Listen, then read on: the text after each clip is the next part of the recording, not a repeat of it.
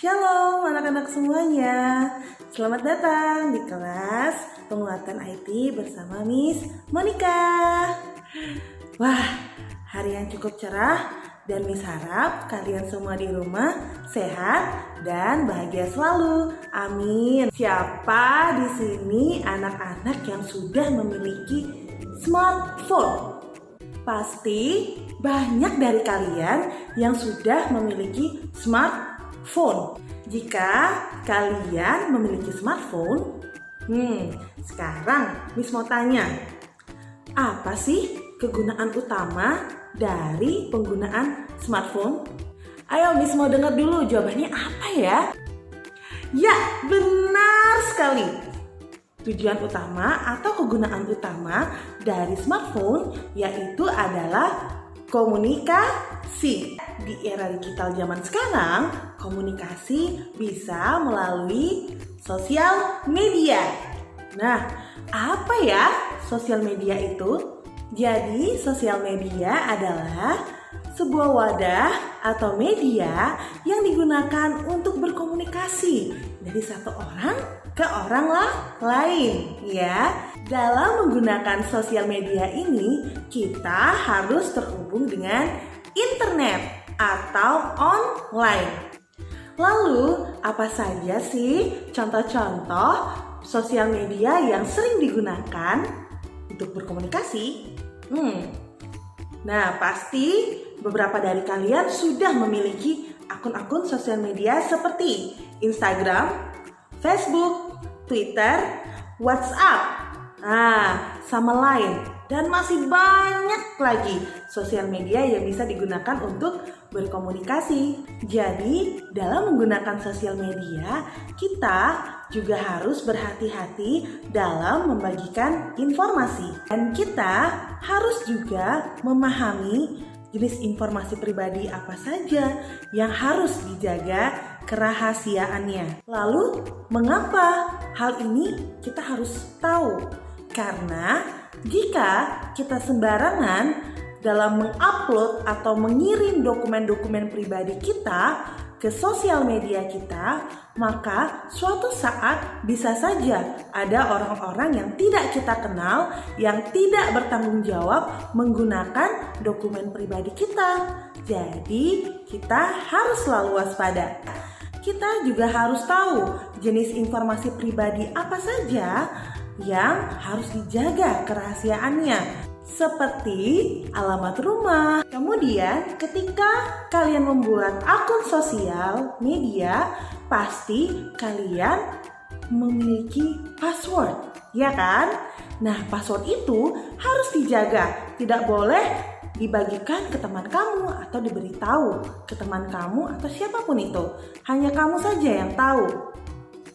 Ya, kita lanjut ke contoh-contoh dokumen pribadi yang bersifat rahasia, ya. Contoh yang pertama yaitu KTP atau kartu tanda apa? Kartu tanda penduduk. Benar, ya. Kenapa kita tidak boleh membagikan dokumen ini, ya? Walaupun ukurannya hanya segini, ya, kecil sekali kartu KTP ini. Tetapi di dalam kartu KTP ada beberapa informasi seperti alamat rumah, jenis kelamin, nama lengkap, dan yang paling penting adalah nomor induk KTP-nya itu. Ya, itu sangat-sangat tidak boleh dibagikan ke akun sosial media kalian. Nah, kemudian yang kedua adalah kartu keluarga, ya. Yang ketiga ada paspor, yang keempat ada tiket pesawat, yang kelima ada tiket kereta. Ya, pasti kalian bertanya-tanya, kenapa ya Miss? Kita nggak boleh update story misalnya nih. Aku mau keluar negeri, ya. Jadi kita maunya ceritanya nih pamer gitu misalnya.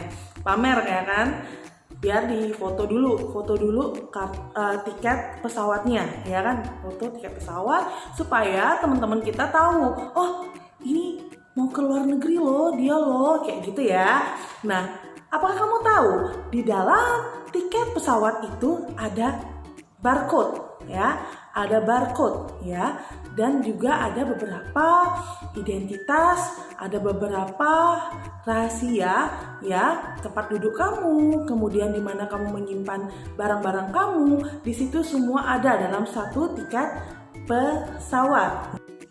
Ya, kita sebelumnya sudah membahas tentang jenis informasi, kemudian kita juga sudah membahas tentang dokumen pribadi yang bersifat rahasia.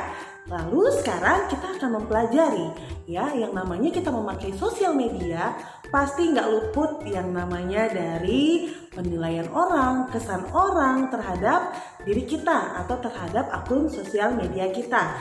Itu disebut dengan reputasi ya. Nah, satu kali kamu salah mengupload gambar atau status, itu ada yang namanya digital footprints atau ada jejaknya. Walaupun kamu hapus di akun media kamu sendiri, di akun sosmed kamu sendiri, itu jejaknya tidak akan hilang. Jadi, Miss harap kalian juga berhati-hati dan bijak dalam menggunakan sosial media. Ya, Miss kasih contoh lagi. Contohnya apa ya Miss ya, yang membuat orang lain itu nggak suka sama kita, membuat orang lain itu menilai bahwa kita itu adalah orang yang negatif atau jelek atau jahat ya. Misalnya seperti ini, ketika kita membuat satu akun sosial media ya, mengatasnamakan diri kita, kemudian kita memposting sesuatu hal-hal yang bersifat negatif, misalnya memposting foto baju sekolah tetapi gayanya nyeleneh, misalnya bajunya diikat, kemudian rambutnya diurai-urai, berantakan ya, kayak gayanya kayak preman. Nah, apa yang dinilai ketika kamu memposting foto seperti itu di sosial media ya? Yang dinilai orang-orang adalah, oh berarti kamu adalah anak yang tidak baik, kamu adalah anak yang tidak memiliki etika ya, kamu tidak memiliki sopan santun dan lain sebagainya. Dan kemudian itu akan berujung fatal ke nama sekolah. Ketika kamu memakai baju sekolah ya, memakai baju seragam sekolah dan ada label sekolah, pasti orang lain itu akan menilai bahwa oh ini loh sekolah ini jelek ya. Jadi ya, biasakan think before we do something ya. Kita harus berpikir dulu, apapun kita mau melakukan apapun kita harus berpikir dulu, ini bagus nggak ya kalau di post, ini kayak gimana ya nanti reaksinya orang kalau aku post ini ya. Maupun kalau kamu udah post itu tanpa kamu berpikir apa-apa untuk jangka panjangnya, itu tidak bisa terhapus begitu saja. Ingat, ini adalah sosial media, ini adalah dunia digital. Sekarang ada yang namanya screenshot, screen record, itu sudah ada ya. Jadi apapun yang kamu lakukan itu akan kerekam langsung ya. Dan mungkin bukan teman-teman kamu saja yang bisa screenshot. Ada beberapa orang-orang yang tidak kamu kenal di sosial media yang bisa men-screenshot foto atau men-screen record video kamu. Jadi hati-hati dan bijaklah dalam menggunakan sosial media. Ada beberapa dampak positif dan ada beberapa dampak negatif dari penggunaan sosial media. Kita akan membahasnya satu persatu dari dampak positif. Dampak positif yang pertama yaitu menjalin silaturahmi dengan teman-teman kita atau menjalin komunikasi yang baik dengan teman-teman, dengan saudara ya. Walaupun jarak yang jauh memisahkan kita, tapi dengan adanya sosial media kita masih tetap bisa terhubung satu dengan yang lainnya. Lalu dampak positif yang kedua adalah update-nya sebuah informasi ya. Jadi misalnya nih ada informasi tentang kecelakaan ya, kecelakaan beruntun di jalan A. Kita langsung tahu dari sosial media kita sendiri. Kemudian ada kebakaran di gedung A, kita langsung update berita informasinya, berapa korbannya ya kan. Lalu dampak positif yang ketiga adalah, nah ini sangat-sangat memudahkan sekali ya sosial media ini dalam belanja online. Ayo, siapa di sini anak-anak atau mama papanya yang suka belanja online? Lebih mudah kan? Ya, benar sekali. Kita tak perlu berjalan jauh-jauh, kita nggak perlu sampai harus ke luar negeri dulu untuk mendapatkan barang yang kita mau. Nah, dalam penggunaan sosial media ini sangat memudahkan kita dalam berbelanja online ya. tentang apa yang kita mau beli, ya, harganya berapa, bahannya apa, itu sudah jelas semua ada di sosial media. Nah, kita sudah membahas tentang dampak positif penggunaan sosial media. Sekarang kita akan membahas dampak negatif dari penggunaan sosial media. Nah, kamu kan sudah tahu yang namanya di sosial media kita bisa memposting atau bisa berbagi informasi apapun yang kita mau, ya kan? Tetapi kalau kamu tidak berpikir sebelum kamu mengirim, ya. Nah, ini dia dampak negatifnya. Dampak negatif dari penggunaan sosial media adalah banyaknya kasus penipuan, kasus pemerkosaan, kasus penculikan, ya. Banyak sekali ya terdampak dari penggunaan sosial media. Jadi, Miss harap kalian harus selalu waspada dan hati-hati dalam menggunakan sosial media ini. Lalu dampak negatif selanjutnya adalah karena kita keasikan dalam sosial media, ya, saking asiknya nih, ya, pakai sosial media kita bisa lupa waktu. Nah, ini yang Miss harapkan kalian jangan sampai lupa waktu. Jadi, kenapa kalau misalnya kita sampai lupa waktu? Kita bisa kurang tidur. Ya, siapa di sini yang suka begadang, buka sosmed sampai pagi-pagi, tahu-taunya telat bangun untuk ke sekolah, ya kan? Itu sangat-sangat berakibat fatal untuk kesehatan kita sendiri, ya. Jadi biasakan atur waktu kita, kapan waktunya kita belajar, kapan waktunya kita untuk menggunakan sosial media, kapan waktunya kita untuk beristirahat, ya.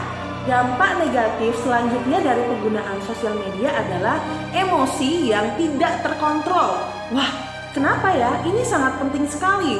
Misalnya ya, kamu melihat akun A misalnya, wah ini akunnya keren ya, orangnya keren, barangnya mewah-mewah, branded semua, ya kan? Muncullah suatu iri hati. Atau janganlah punyanya akun si A, kok akun temen kamu sendiri aja nih misalnya nih, wah dia anaknya keren ya, terlihat keren, beli ini, beli itu, gampang banget kayaknya dia memiliki barang itu.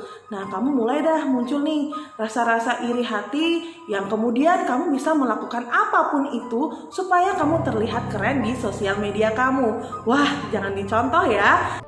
Social media is changing the way we communicate and the way we are perceived, both positively and negatively. Every time you post a photo or update your status, you are contributing to your own digital footprints and your personal brands. So, be wise in using social media and protect your reputation. See you on the next content. Bye! God bless you!